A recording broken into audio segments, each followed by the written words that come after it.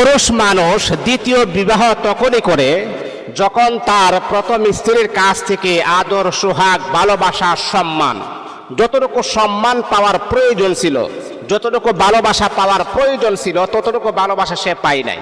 কি পেয়েছে? এর পরিবর্তে, ভালোবাসার পরিবর্তে ঘৃণা পেয়েছে, অবহেলা পেয়েছে। যতটুকু সম্মান মা আপনি আপনার স্বামীকে করার প্রয়োজন ছিল, আপনি ততটুকু করেন নাই। আপনি আপনার স্বামীকে কেয়ার করেন নাই।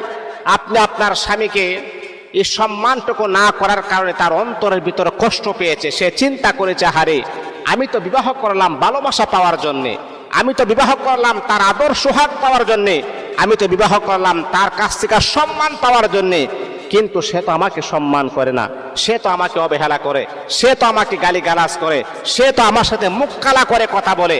মা আপনি যদি এমনটা করেন, আপনার কাছ থেকে অবহেলার শিকার হইতে হইতে তার ভিতরটা যখন তছনছ হয়ে যায়, তখনই একজন পুরুষ দ্বিতীয় বিবাহের সন্ধান করে।